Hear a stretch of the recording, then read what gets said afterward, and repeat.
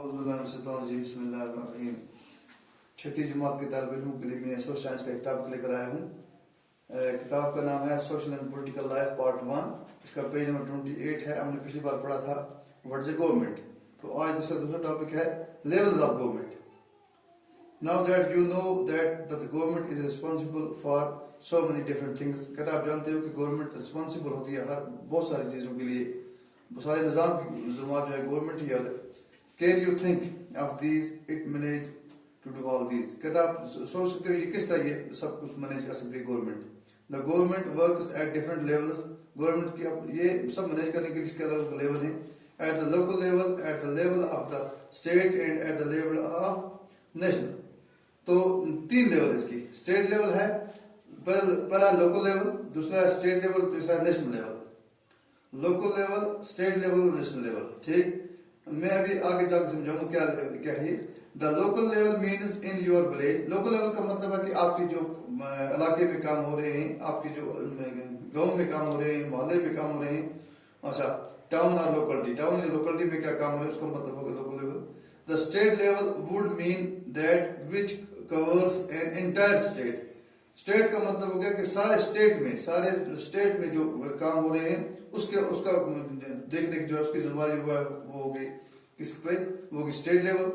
अच्छा, लाइक हरियाणा और Assam. And the national level relates to entire country.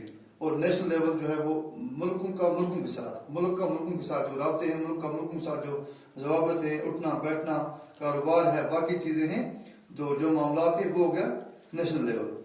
पहला है लोकल लेवल, दूसरा स्टेट लेवल, तीसरा नेशनल लेवल। ठीक, अच्छा, later in this book you will read about how local level government functions, and when you go into the next few classes you will learn about how government function at these state and central levels. तो ये आगे अगली क्लासों में, अगले सबक में आप पढ़ोगे कि अलग अलग ये किस तरह ये काम करते हैं। लोकल लेवल की गवर्नमेंट क्या काम करती है, स्टेट लेवल की गवर्नमेंट क्या काम करती है, और सेंट्रल लेवल की गवर्नमेंट क्या काम करती है। लेकिन यहाँ आपको समझाने के लिए बहुत ही दिलचस्प एक्सरसाइज है आपके पेज नंबर 34 पर। पेज 34 पर आप जाओगे, पेज 34 पे हैं। यहां मैं ये पहले पढ़ूंगा। Look at the statement in the column on the left. Can you identify which level they belong to. Please tick marks against the level you consider most appropriate. अब यहाँ पर पॉइंट दिए गए हैं 1, 2, 3, 4, 5, 6 और 7 पॉइंट यहाँ पर दिए गए हैं। यहाँ पर लिखा है लेवल्स। पॉइंट 1 यहाँ पर है लोकल, स्टेट और है सेंट्रल।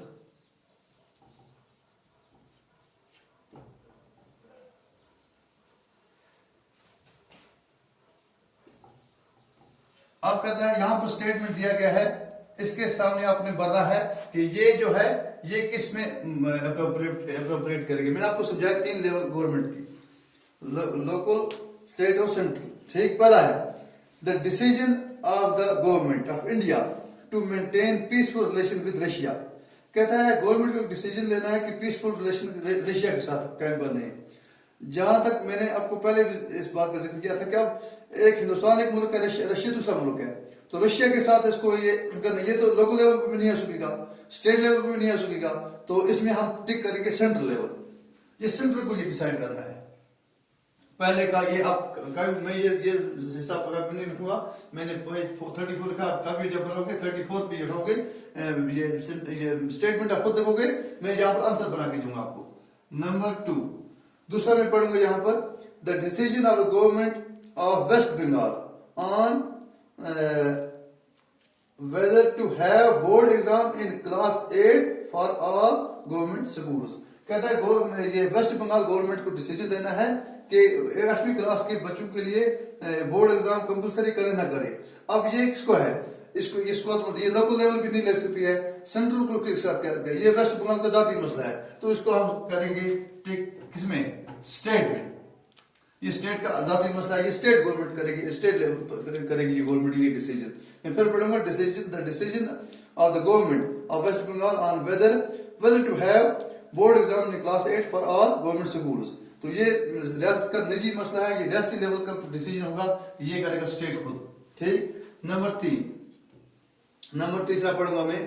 अब कहता है introduction of two new train between Darbhanga and Kanyakumari.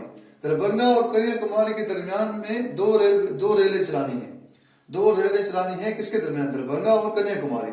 Darbhanga एक अलग स्टेट है, दरभंगा एक अलग स्टेट में वाक़ा है और कन्याकुमारी एक अलग स्टेट में वाक़ा है।